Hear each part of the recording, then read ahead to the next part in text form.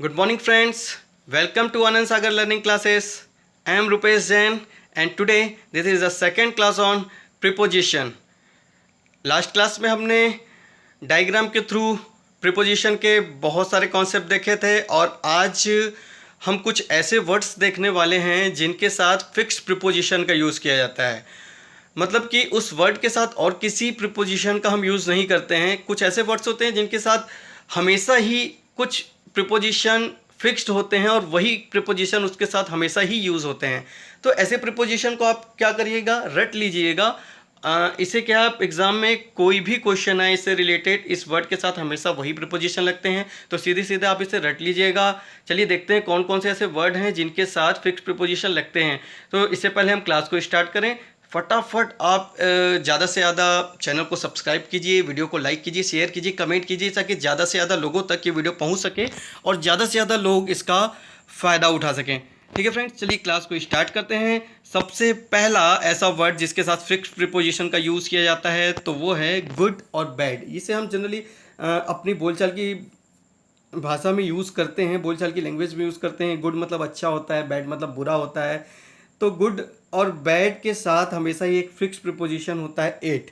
ठीक है, तो गुड और बैड के साथ हमेशा अच्छे और बुरे के सेंस में एट का यूज़ करते हैं। For example, she is bad at cooking, वह कुकिंग में काफ़ी बुरी है। He is good at mathematics, वह मैथमेटिक्स में अच्छा है।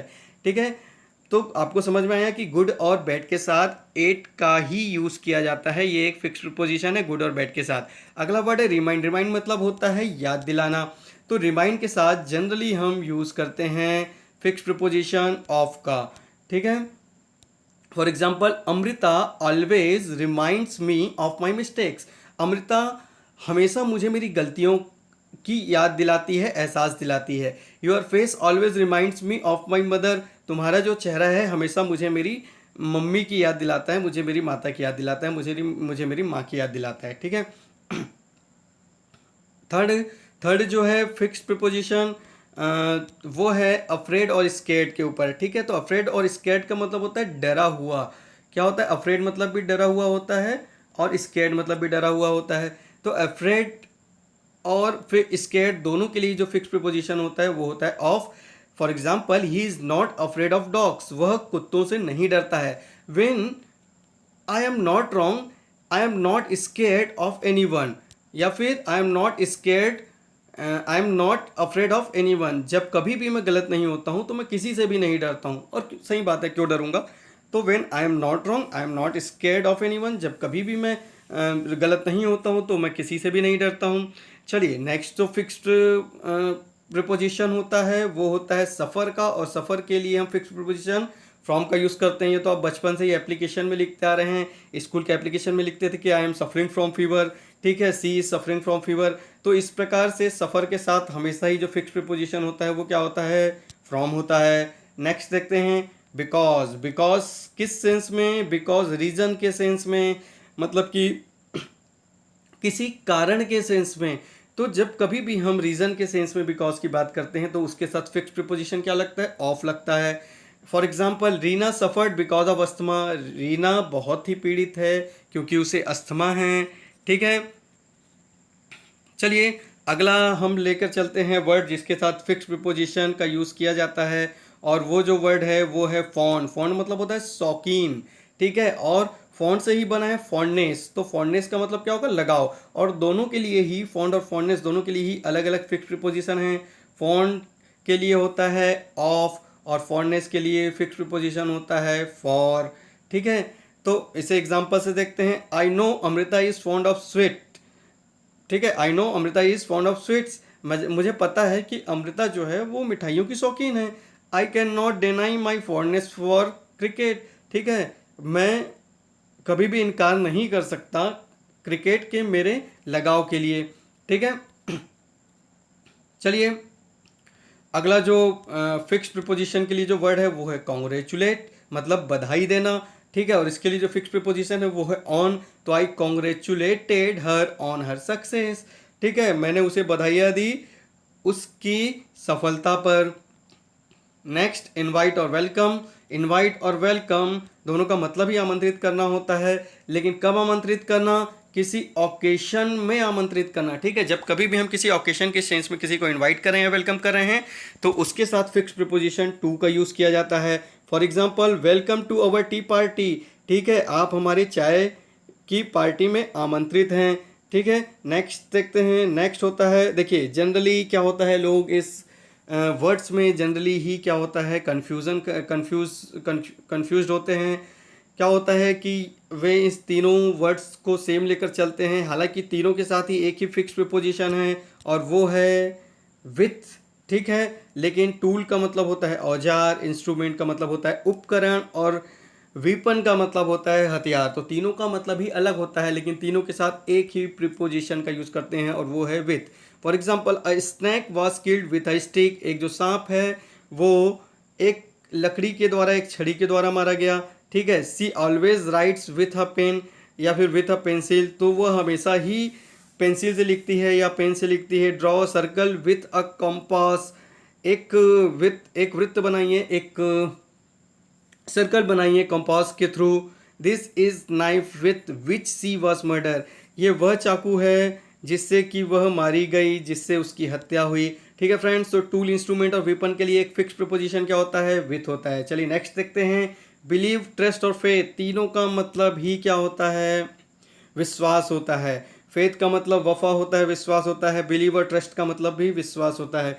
तो इन तीनों ही वर्ड के लिए फिक्स प्रीपोजिशन इन होता है। I don't believe in God, I don't believe in her, मैं उस पर भरोसा नहीं करता हूँ। I don't believe in God, मैं भगवान पर भरोसा नहीं करता हूँ, ठीक है फ्रेंड्स। तो इस प्रकार से तीनों वर्ड के लिए एक ही प्रीपोजिशन होता है, इन। चलिए अब इसके बाद देखते हैं क्लोज, नेक्स्ट और अपोजिट। अब देखिए, क्लोज का मतलब वैसे तो बंद करना भी होता है, ठीक है। ओपन मतलब खोलना, क्लोज मतलब बंद करना, ठीक है। लेकिन क्लोज का एक सेंस और होता है, जनरली हम बात करते हैं कि वो मेरे काफ़ी क्लोज है, ठीक है, मतलब कि वो मेरे काफ़ी नज़दीक है। तो जब हम क्लोज की बात नज़दीक के सेंस में करें, और नेक्स्ट का मतलब अगला होता है, और नेक्स्ट का मतलब बगल में भी होता है, ठीक है, वो मेरे नेक्स्ट में बैठा है, ऐसा हम बात करते हैं। तो जब हम नेक्स्ट का बगल के सेंस में बात करें और अपोजिट का विपरीत के सेंस में बात करें और क्लोज का नज़दीक के सेंस में बात करें, तो उस कंडीशन में इन तीनों ही वर्ड्स के साथ एक फिक्स प्रीपोजिशन टू का यूज होता है फ्रेंड्स, ठीक है। जैसे Rahul came and sat close to me, Rahul आया और मेरे बाजू में या मेरे नज़दीक में बैठ गया, ठीक है। Rahul came and sat next to me, यहाँ पर क्लोज रिपीट हो गया है, वहाँ पर नेक्स्ट आएगा, नेक्स्ट टू मी, राहुल आया और मेरे बगल में बैठ गया। Rahul came and sat opposite to me, Rahul आया और मेरे विपरीत में या मेरे जस्ट अपोजिट में बैठ गया, ठीक है फ्रेंड्स। तो जब कभी भी क्लोज, नेक्स्ट और अपोजिट का इस सेंस में बात किया जाए तो उसके साथ फिक्स प्रीपोजिशन टू का यूज करते हैं। बीवेयर, बीवेयर का मतलब होता है सावधान होना, ठीक है। तो बीवेयर के साथ जो फिक्स प्रीपोजिशन होता है वो ऑफ होता है। तो बीवेयर ऑफ थिफ्स, चोरों से सावधान रहें। एक और वर्ड हमें जानने मिला है, beware of pickpockets, pickpockets का मतलब होता है जेब कतरा, ठीक है। तो जेब कतरों से सावधान रहें, ठीक है। तो ये आपकी वोकेब के लिए एक अच्छा वर्ड है। चलिए नेक्स्ट वर्ड देखते हैं, वो है बिजी, ठीक है। तो बिजी के साथ, बिजी का मतलब तो जानते हैं व्यस्त, बिजी के साथ जो है वो विथ प्रीपोजिशन का यूज़ करते हैं। Arman is busy with his work for his presentation, तो अरमान जो है वो काफ़ी व्यस्त है अपने कार्य में प्रेजेंटेशन के लिए, ठीक है। तो विथ जो प्रीपोजिशन है वो हमेशा बिजी वर्ड के साथ यूज़ होगा, ठीक है, या फिर बिजी के साथ हमेशा फिक्स विथ प्रीपोजिशन का यूज़ किया जाएगा। लिमिट, लिमिट के बारे में बात करें तो लिमिट के साथ हमेशा फिक्स प्रीपोजिशन होता है to. He is fanatic kind of guy and there is no limit to his zeal and zest, ठीक है। तो फैनेटिक मतलब होता है पागल टाइप का, ठीक है ना, पागल है ना, या फिर दीवाना या फिर मजाकिया, ठीक है। तो वह एक पागल टाइप का गाय है। And there is no limit to his zeal and zest, ठीक है। ज़ील एंड जेस्ट का मतलब फ्रेंड होता है, मतलब ये एक ज़ील एंड जेस्ट क्या है, एक उत्सुक, इसका मतलब होता है उत्सुक या काफ़ी ज़्यादा उत्साहित, ठीक है। इसका ये क्या ना, एक फ्रेजल वर्ड है ज़ील एंड जेस्ट, ठीक है। ये एक साथ यूज होता है, ज़ील एंड जेस्ट एक फ्रेजल वर्ड है और इसका मतलब उत्सुक, काफ़ी ज़्यादा उत्सुक या काफ़ी ज़्यादा उत्साहित होता है। तो वो काफ़ी पागल टाइप का इंसान है और उसकी उत्सुकता की कोई लिमिट नहीं है, ठीक है। तो यहाँ पर लिमिट के साथ टू का यूज़ किया गया है टू प्रीपोजिशन का। इसके बाद देखते हैं इंट्रोडक्शन एंड प्रीफेस। तो इंट्रोडक्शन का मतलब होता है परिचय और प्रीफेस का मतलब होता है प्रस्तावना। जनरली लोग इसमें कंफ्यूज होते हैं और दोनों का मतलब एक ही समझते हैं, लेकिन दोनों का मतलब ही अलग अलग है। इंट्रोडक्शन का मतलब परिचय होता है, प्रीफेस का मतलब प्रस्तावना होता है, लेकिन दोनों के साथ ही एक ही प्रीपोजिशन टू का यूज़ किया जाता है ना। इसे एक ही एग्जाम्पल के माध्यम से देख लेते हैं कि the introduction to this book is very good but the preface to this book is very short. ठीक है, तो यहाँ इंट्रोडक्शन के साथ भी टू यूज़ हुआ है और प्रीफेस के साथ भी टू यूज़ हुआ है। ठीक है, इस बुक का जो परिचय है वो काफ़ी अच्छा है, लेकिन इसकी जो प्रस्तावना है वो काफ़ी छोटी है, बहुत छोटी है। ठीक है फ्रेंड, तो आज की क्लास में इतना ही। कल की क्लास में हम और भी फिक्स्ड कुछ ऐसे वर्ड देखेंगे जिसके की फिक्स्ड प्रीपोजिशन है फ्रेंड्स। ठीक है, आप बताइएगा, ज़्यादा से ज़्यादा लाइक करके बताइएगा कि आपको ये क्लास कितनी पसंद आई। ठीक है, और आगे भी मैं आपके लिए इसी प्रकार मेहनत करता रहूँ। लेकिन अगली क्लास तक के लिए have a nice day. Thank you.